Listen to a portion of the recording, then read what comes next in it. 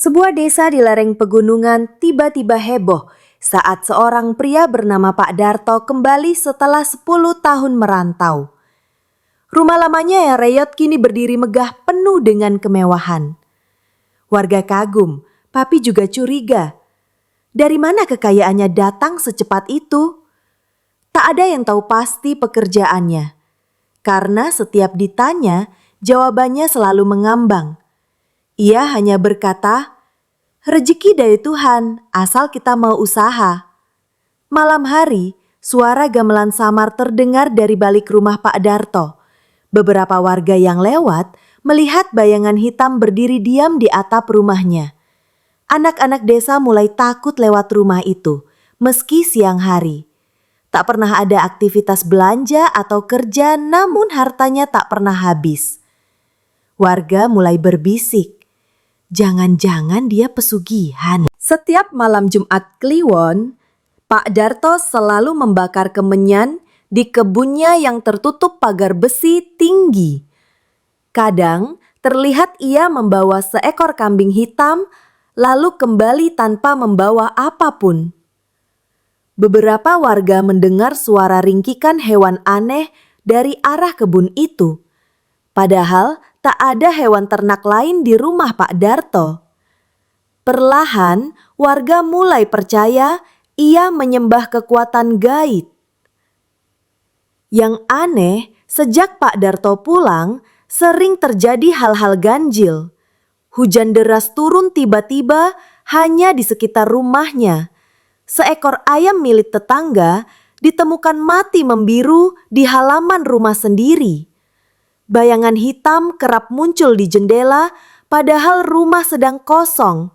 Semua itu dikaitkan dengan kekuatan gaib penarik kekayaan. Masyarakat mulai takut, tapi juga penasaran. Pak Darto tidak pernah terlihat sakit atau ke dokter sejak kembali ke desa. Bahkan saat seluruh desa terserang flu, ia tetap sehat dan segar. Wajahnya tampak kencang dan seolah tak menua sedikit pun. Istri dan anak-anaknya juga terlihat sehat dan jarang berinteraksi dengan warga. Keluarga itu seakan hidup di dunia lain. Warga menyadari bahwa salah satu ciri pesugihan adalah tubuh yang kebal penyakit. Hal itu dianggap hasil dari perjanjian dengan makhluk halus yang menuntut tumbal jiwa. Tak sedikit yang mulai menghindari keluarga itu. Walau kaya raya, Pak Darto tak pernah menyumbang untuk masjid atau acara sosial desa. Ia selalu menolak halus jika diminta sumbangan dengan alasan belum cukup. Padahal mobil mewah dan perabot rumah tangganya berganti hampir setiap bulan. Ketika ada warga meninggal, ia tak pernah melayat, apalagi membantu. Sikapnya tertutup dan acuh. Warga tahu, orang yang melakukan pesugihan seringkali dilarang berbagi rezeki secara sembarangan. Ada kepercayaan bahwa berbagi bisa mengganggu hubungan dengan makhluk pemberi kekayaan. Semakin pelit seseorang, semakin curiga masyarakat bahwa ia sedang menyembunyikan sesuatu.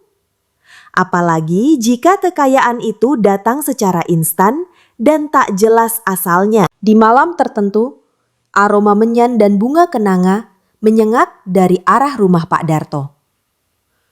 Warga sekitar tak tahan dan sering mengeluh, tapi tak pernah ada tanggapan. Beberapa orang tua desa tahu, itu adalah aroma yang sering digunakan dalam ritual pemanggilan roh. Apalagi jika aroma itu muncul tanpa alasan yang jelas. Konon, bau-bau tersebut adalah tanda komunikasi dengan makhluk halus. Mereka yang menjalani pesugihan rutin melakukan sesaji dengan kembang 7 rupa, menyan, dan hewan. Orang-orang yang tak biasa mencium bau seperti itu bisa merasa pusing dan mual. Hal ini membuat anak-anak makin takut melewati depan rumah Pak Darto, terutama malam hari. Mata Pak Darto mulai berubah. terlihat sayu dan kosong, seperti menatap dunia lain. Ia sering termenung lama di teras rumah tanpa berkedip. Ketika disapa, kadang tak merespons, seolah tak mendengar. Beberapa warga melihat ia berbicara sendiri di malam hari sambil tertawa pelan. Wajahnya tampak datar, tanpa emosi. Salah satu ciri orang yang menjalani pesugihan adalah perilaku aneh dan tidak konsisten. Mereka sering terlihat melamun, mendengar bisikan gaib, atau memiliki perubahan suasana hati drastis. Orang tua di desa percaya, makin lama seseorang menjalani pesugihan, makin dalam arwahnya dikendalikan. Dan tubuhnya hanya menjadi wadah bagi makhluk itu. Anak sulung Pak Darto, Rani, dulunya ceria dan ramah. Namun sejak rumah mewah itu berdiri, Rani berubah menjadi pendiam dan sering mengurung diri. Beberapa teman sekolahnya melihat ia berbicara sendiri dan sering menangis tanpa alasan. Wajahnya pucat dan tubuhnya makin kurus. Banyak yang percaya anak-anak pelaku pesugihan bisa menjadi korban tumbal. Entah secara fisik atau jiwanya ditukar sebagai syarat kekayaan. Dalam beberapa kasus, anak-anak itu menjadi perantara antara dunia manusia dan dunia gaib. Rani seolah terjebak di antara dua dunia yang tidak bisa ia kendalikan. Walau tak terlihat bekerja, Pak Darto selalu punya uang segar dalam jumlah besar. Ia bisa membeli tanah warga, kendaraan, bahkan ikut investasi besar. Anehnya, tidak pernah ada aktivitas bisnis atau tamu dari luar desa. Ia seperti punya sumber uang yang tidak pernah habis. Ini adalah ciri mencolok pesugihan. Kekayaan yang tidak logis dan tidak sesuai penghasilan. Uang selalu tersedia, tapi tak pernah diketahui asalnya. Bahkan saat masa sulit melanda seluruh desa, rumah Pak Darto tetap terang benderang, dapur mengepul, dan keluarganya tak pernah mengeluh. Seakan mereka hidup di dunia yang berbeda dari warga biasa. Beberapa warga melihat kucing hitam besar mondar-mandir di halaman Pak Darto. Namun, ketika dikejar, kucing itu menghilang begitu saja. Ada pula yang melihat seekor ular besar masuk ke dalam rumah tanpa ada jejak. Satpam desa yang lewat malam hari mengaku melihat mata merah menyala dari jendela atas. Hewan-hewan aneh sering dikaitkan dengan pesugihan karena mereka dipercaya sebagai jelmaan atau penjaga makhluk gaib. Kucing hitam, ular, atau burung hantu sering menjadi pertanda adanya entitas lain yang bersemayam di rumah itu. Jika binatang-binatang ini muncul tiba-tiba dan berulang kali, bisa jadi itu adalah simbol perjanjian yang sedang aktif. Beberapa warga mengaku melihat Pak Darto berjalan di halaman belakang tanpa meninggalkan jejak kaki. Bahkan ketika hujan deras, tanah di sekitar langkahnya tetap kering. Seorang anak kecil bahkan bersumpah melihat Pak Darto melayang beberapa inci dari tanah saat lewat kebun.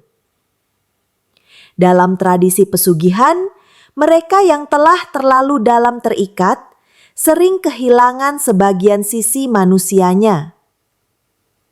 Tak jarang, mereka memperoleh kemampuan supranatural seperti tak terlihat, tak meninggalkan jejak, atau bisa muncul dan hilang begitu saja. Hal ini menjadi ciri paling menyeramkan bahwa manusia tersebut telah dikuasai sesuatu dari dunia lain. Warga sekitar mulai resah karena sering mendengar suara tangisan perempuan dari rumah Pak Darto saat tengah malam. Suaranya lirih, namun memilukan. seperti seseorang yang tengah disiksa. Anehnya, ketika didatangi, suara itu langsung menghilang. Pak Darto hanya tersenyum dingin saat ditanya. "Mungkin angin," jawabnya datar. Suara tangisan, rintihan, atau jeritan sering menjadi pertanda bahwa ada energi negatif dalam rumah. Dalam kasus pesugihan, suara ini bisa berasal dari arwah tumbal yang belum tenang. Beberapa percaya bahwa makhluk halus yang diberi persembahan nyawa kadang tidak puas dan menampakkan kegelisahannya. Tangisan itu adalah bukti ada jiwa yang terpenjara. Seorang kerabat jauh yang menginap di rumah Pak Darto bercerita bahwa ia melihat wajah berbeda di cermin kamar mandi. Bayangan itu menyerupai wajah Pak Darto, tapi dengan mata cekung, senyum lebar yang menyeramkan, dan kulit seperti terbakar. Ketika menoleh ke belakang, tak ada siapa-siapa. Sejak itu, ia tak pernah mau kembali ke rumah itu. Cermin adalah benda yang diyakini bisa memantulkan dunia gaib. Dalam rumah pesugihan, cermin sering menjadi medium, tempat makhluk halus muncul atau berkomunikasi. Wajah berbeda yang muncul bukan halusinasi, melainkan manifestasi entitas yang bersemayam. Mereka kerap memperlihatkan wujud aslinya hanya pada orang-orang tertentu. Rumah Pak Darto sangat luas, tapi ada satu ruangan yang selalu tertutup rapat, bahkan keluarganya pun tak diizinkan masuk. Ruangan itu berada di pojok rumah, jendelanya diselimuti kain hitam dan selalu terkunci. Beberapa warga pernah mendengar suara dentingan logam dari dalam ruangan saat tengah malam. Ciri khas rumah pesugihan adalah adanya tempat khusus untuk menyimpan sesaji atau melakukan ritual. Ruangan itu menjadi pusat energi gaib dan tak boleh sembarangan dimasuki. Tempat semacam itu sering menjadi titik kontak antara manusia dan makhluk halus. Barang siapa yang melanggar larangan bisa mengalami gangguan, kesurupan, bahkan kehilangan akal. Saat banjir bandang melanda desa dan banyak rumah rusak, rumah Pak Darto tetap utuh tanpa setetes air pun masuk. Saat angin puting beliung merobohkan pohon-pohon, tak ada satu daun pun yang jatuh ke halamannya. Semua warga bingung tapi diam. Mereka tahu ada kekuatan yang menjaga tempat itu. Ketika seseorang mendapat kekayaan dari pesugihan, biasanya mereka juga diberi perlindungan dari musibah. Namun perlindungan itu bukan berasal dari Tuhan, melainkan dari perjanjian gaib. Selama tumbal dan syarat dipenuhi, kekuatan tersebut akan menjaga kekayaan dan keselamatan lahiriah. Tapi jiwa orang itu perlahan menjadi milik makhluk pemberi. Meski rumahnya tampak indah dan bersih, warga yang datang sering mencium tidak enak seperti hewan mati. Namun, bau itu hanya dirasakan oleh orang tertentu, bukan semua. Bahkan, ada yang merasa pusing dan muntah saat berada di dalam. Bau itu muncul tiba-tiba, lalu hilang saat mereka keluar dari rumah. Ini adalah ciri gaib yang sangat khas. Kehadiran bau yang tidak wajar di tempat pesugihan. Makhluk halus tertentu memancarkan aroma tidak enak sebagai tanda eksistensinya. Semakin kuat ikatan pesugihan, semakin pekat aroma itu bagi mereka yang sensitif.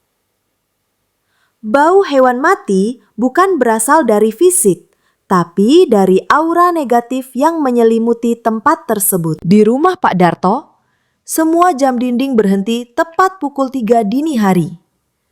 Anehnya, setiap kali diganti atau diperbaiki, tetap akan mati di jam yang sama.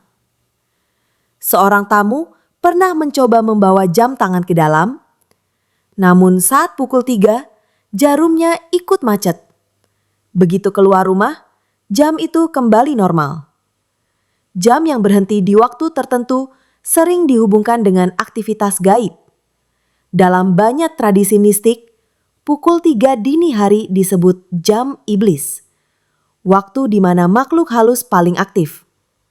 Jika rumah pesugihan menunjukkan pola aneh seperti ini, bisa dipastikan ada entitas tak kasat mata yang mempengaruhi ruang dan waktu di dalamnya. Tetangga yang tinggal di sebelah rumah Pak Darto menyadari bahwa lampu di kamar atas selalu menyala semalaman.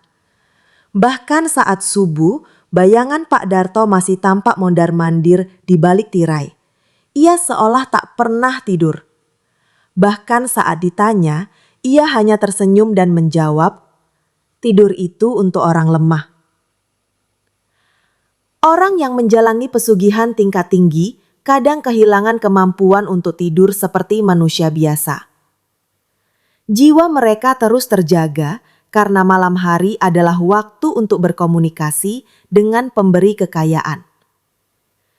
Tak jarang mereka malah takut tidur karena mimpi mereka bukan lagi mimpi biasa, melainkan pertemuan dengan makhluk halus yang menagih janji. Beberapa kali warga yang melihat Pak Darto berjalan di siang hari menyadari bahwa bayangannya bergerak berbeda. Saat ia berhenti, bayangannya masih berjalan. Ketika ia menoleh ke kanan, bayangannya menoleh ke kiri. Ada pula yang melihat bayangan kedua muncul berdampingan, walau sinar matahari hanya berasal dari satu arah. Bayangan yang tidak sesuai dengan gerak tubuh adalah tanda makhluk halus yang melekat pada seseorang. Dalam praktik pesugihan, bayangan bisa menjadi wujud visual dari entitas gaib yang ikut berjalan bersama tuannya.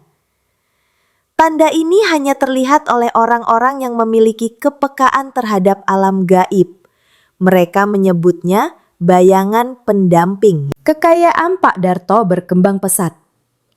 Dalam 1 tahun, ia sudah punya 4 mobil, 3 tanah baru, dan gudang penuh barang impor. Padahal dulunya ia hanya buruh bangunan yang hidup pas-pasan. Saat ditanya bagaimana caranya, ia selalu menjawab dengan senyum kaku. Kalau rezeki, gak usah ditanya caranya. Ciri klasik pesugihan adalah lonjakan kekayaan yang sangat cepat dan tak masuk akal. Jika seseorang dalam waktu singkat bisa naik kelas sosial tanpa kerja nyata, itu bisa menjadi pertanda.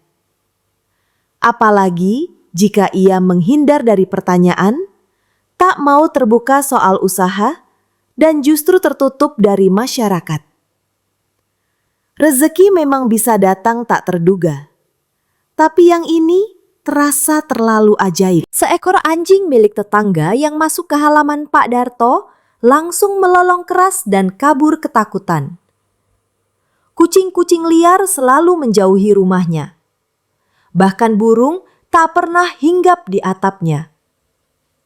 Rumah itu terasa hampa dari suara hewan, meski dikelilingi alam yang subur.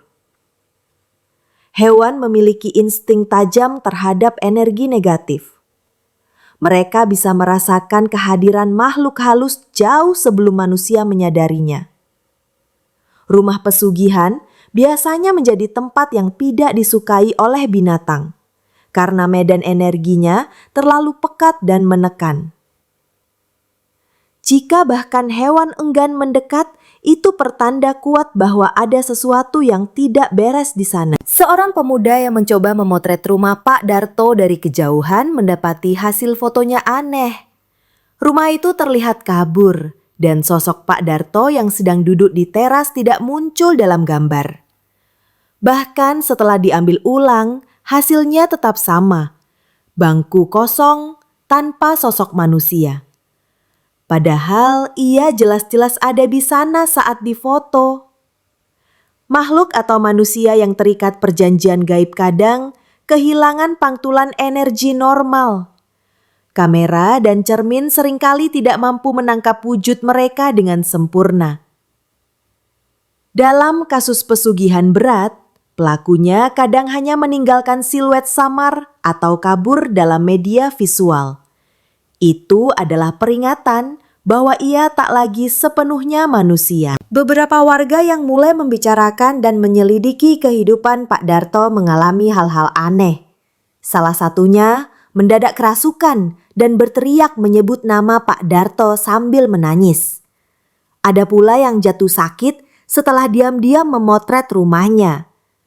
Bahkan seorang ustaz yang mencoba memberi nasihat malah mimpi buruk selama 3 malam. Salah satu ciri pesugihan adalah adanya kekuatan pertahanan dari makhluk gaib. Mereka yang mencoba mengungkap kebenaran atau membongkar rahasia pelaku akan diganggu secara batin atau fisik. Tujuannya adalah membuat rasa takut dan menjaga perjanjian tetap tersembunyi. Gangguan ini menjadi bukti bahwa kekuatan di baliknya bukan main-main. Pak Darto selalu menyendiri di malam Jumat dan menghilang selama beberapa jam. Kadang ia terlihat keluar rumah menuju arah hutan kecil di belakang desa. Ia membawa kain hitam dan baskom kecil. Saat pulang, bajunya basah dan wajahnya pucat. Tak ada yang berani mengikutinya karena hawa aneh terasa setiap ia melintas. Orang yang melakukan pesugihan seringkali harus menjalani ritual sendiri tanpa saksi. Kesendirian itu bukan hanya syarat, tapi juga bentuk isolasi spiritual. Ia harus menyatu dengan kekuatan gaib dalam keheningan tanpa ada pengaruh eksternal. Tempat sunyi seperti hutan, kuburan, atau sungai angker sering dipilih sebagai lokasi perjanjian. Meski menyeramkan, banyak warga tetap tertarik mendekati Pak Darto. Beberapa merasa nyaman berada di dekatnya tanpa alasan. Ada pula yang tanpa sadar menuruti semua permintaannya. Bahkan pemuda yang awalnya takut, lama-lama ingin tahu dan ingin ikut sukses sepertinya. Seolah ada daya tarik tak terlihat yang menghipnotis. Ciri khas pelaku pesugihan berat adalah memiliki aura magis yang memengaruhi orang lain. Ini bukan pesona biasa, tapi bentuk pengaruh dari entitas yang menaunginya. Semakin kuat perjanjiannya, semakin besar kemampuannya memikat orang. Mereka bisa membuat orang percaya, tunduk, bahkan ikut terseret dalam kesepakatan gelap yang sama. Pada malam bulan purnama, langit di atas rumah Pak Darto tampak berbeda. Bulan terlihat lebih besar dan merah, padahal langit di desa lain biasa saja. Seorang warga yang mengamatinya merasa merinding dan mimpi buruk semalaman. Ada aura kematian di udara yang tak bisa dijelaskan dengan kata. Simbol alam seperti bulan, angin, atau hujan sering menjadi penanda ritual pesugihan aktif. Bulan merah darah adalah pertanda bahwa sesuatu sedang ditumbalkan atau dipanggil. Alam pun bereaksi terhadap kekuatan spiritual yang dilepaskan. Jika fenomena itu hanya terjadi di satu tempat, maka tempat itu telah menjadi pusat aktivitas gaib. Desas-desus mulai beredar bahwa anak bungsu Pak Darto, Bayu, sering menghilang beberapa malam tanpa jejak. Keluarganya enggan menjawab ketika ditanya. Seorang tetangga melihat Bayu mengikuti sosok hitam tinggi menjulang ke dalam hutan pada malam purnama merah. Setelah itu, Bayu tak pernah terlihat lagi selama beberapa hari. Dalam praktik pesugihan, tumbal jiwa atau anak seringkali menjadi syarat utama. Hilangnya Bayu menjadi tanda bahwa ia mungkin telah ditukar dengan kekayaan keluarganya. Tumbal ini biasanya menjadi harga yang harus dibayar oleh pelaku agar tetap mendapatkan rezeki instan. Namun, Tumbal itu juga bisa menjadi kutukan yang mengikat pelaku lebih dalam. Pak Darto mengalami luka kecil di tangan. Tapi anehnya, luka itu tidak pernah sembuh selama berminggu-minggu. Bahkan, makin lama lukanya tampak parah dan menghitam. Ia menghindari dokter dan obat-obatan, hanya membersihkan lukanya dengan air kembang dan minyak wangi. Banyak warga merasa ngeri melihat kondisi itu. Luka yang tak sembuh bisa jadi tanda bahwa tubuh seseorang sudah tidak lagi sepenuhnya milik dirinya. Energi gaib yang mengalir menghambat proses alamiah penyembuhan. Dalam dunia pesugihan, itu juga bisa menjadi tanda bahwa jiwa sedang terkunci oleh makhluk halus yang menguasai. Semakin parah lukanya, semakin dalam perjanjiannya. Pak Darto mulai sering terbangun dengan keringat dingin, mendengar bisikan-bisikan samar di telinganya. Mimpi-mimpinya penuh dengan bayangan hitam, ritual aneh, dan sosok makhluk raksasa yang menagih janji. Kadang ia menangis dalam tidur, kadang berteriak tanpa sadar. Istrinya pun mulai takut melihat perubahan suaminya. Mimpi buruk adalah efek samping dari ikatan pesugihan. Mereka yang terlibat akan terus-menerus dihantui oleh makhluk pemberi kekayaan. Bisikan itu bukan hanya suara, tapi energi yang menguras mental dan jiwa. Semakin lama, mimpi itu bisa menjadi nyata dan berbahaya jika tak segera dicari jalan keluar. Pak Darto mulai menghindari sinar matahari. Ia lebih sering berada di dalam rumah atau keluar saat malam. Kulitnya menjadi semakin pucat dan matanya tampak merah. Warga mulai menyadari perubahan itu dan bertanya-tanya apakah ada sesuatu yang salah. Ketakutan terhadap cahaya matahari adalah ciri khas makhluk yang tidak lagi manusia sepenuhnya. Pesugihan bisa mengubah tubuh pelakunya agar lebih cocok dengan alam gaib. Cahaya matahari dianggap bisa membakar atau melemahkan kekuatan mereka. Ini juga tanda bahwa pelaku sudah sangat terikat dan mulai kehilangan sisi kemanusiaannya. Beberapa warga mengaku mendengar suara tawa mengerikan dari tanah di sekitar rumah Pak Darto saat malam sunyi.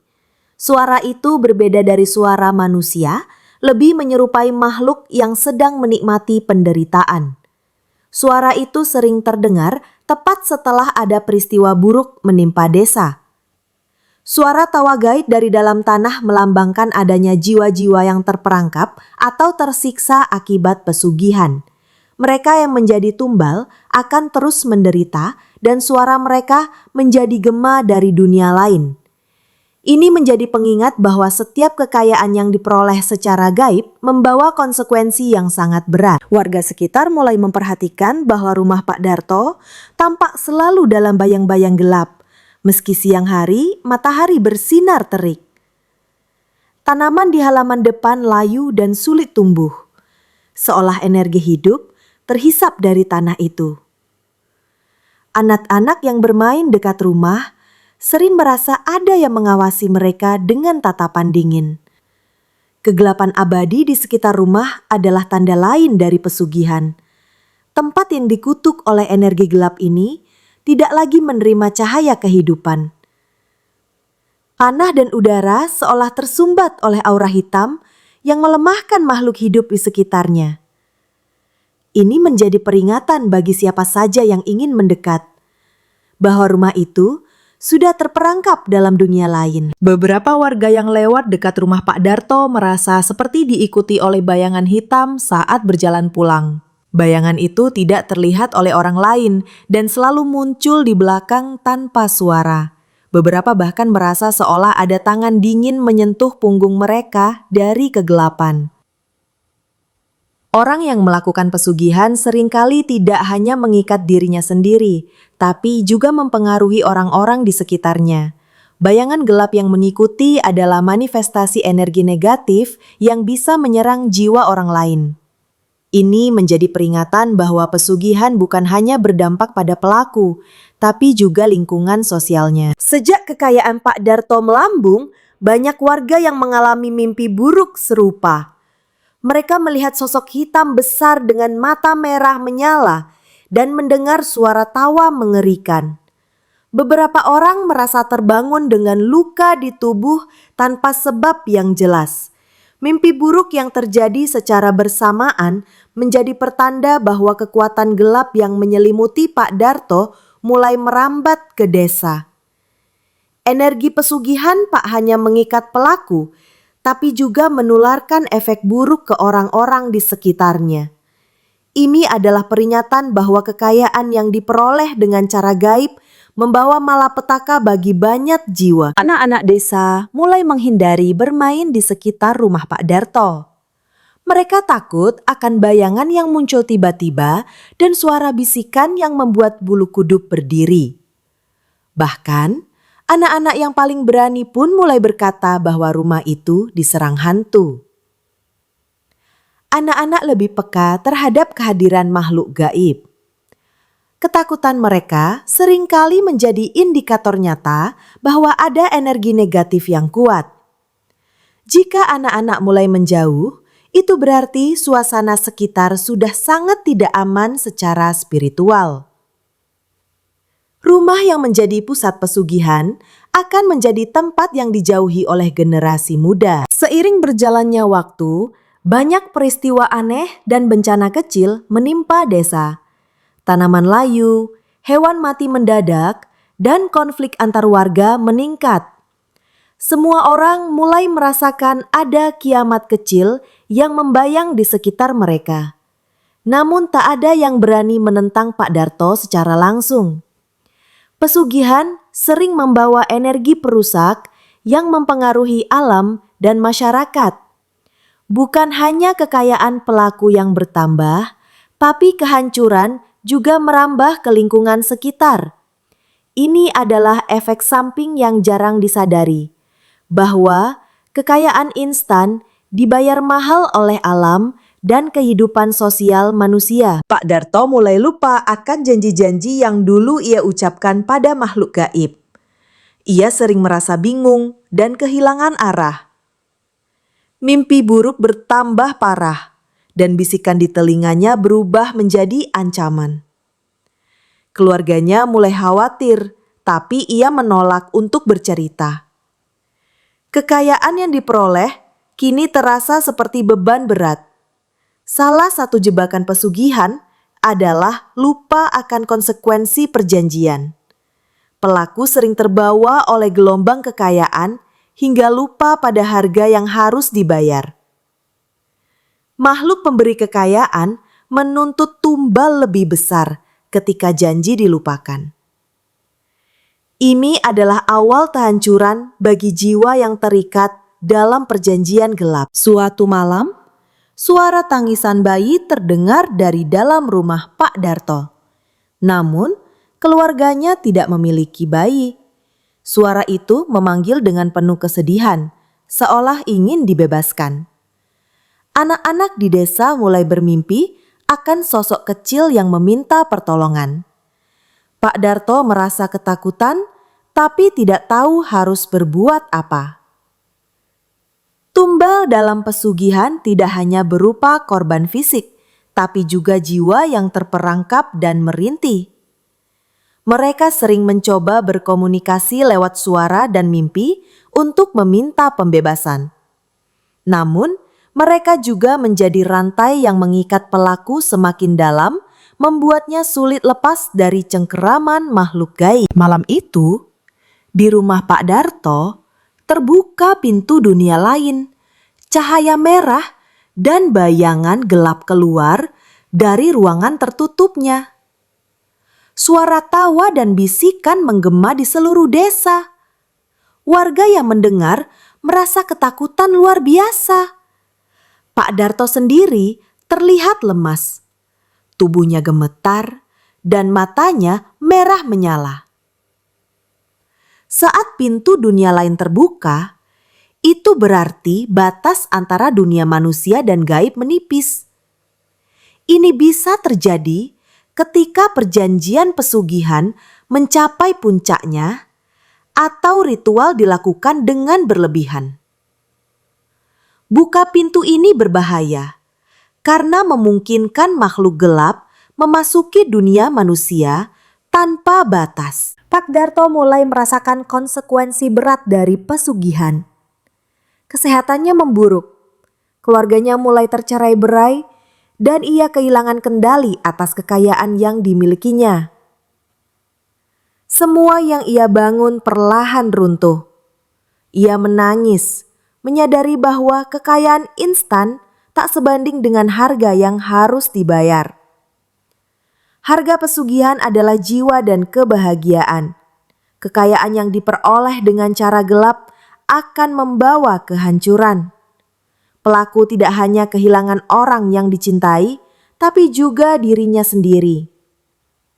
Ini menjadi pelajaran pahit bahwa jalan pintas menuju kekayaan selalu penuh bahaya dan konsekuensi. Suatu pagi, warga menemukan rumah Pak Darto kosong dan sunyi. Tidak ada tanda-tanda keberadaannya atau keluarganya. Hanya ada kemenyan yang masih menyala dan aroma bunga yang tertinggal. Bayangan hitam di atap rumah telah lenyap. Namun, aura dingin masih menyelimuti desa. Pak Darto dan keluarganya menghilang tanpa jejak, meninggalkan misteri dan pelajaran. Kekayaan yang didapat dengan pesugihan akhirnya menjadi bayangan yang hilang, mengingatkan semua orang akan bahaya jalan gelap. Desa itu pun perlahan kembali hidup normal. Namun, kisah Pak Darto tetap menjadi peringatan abadi.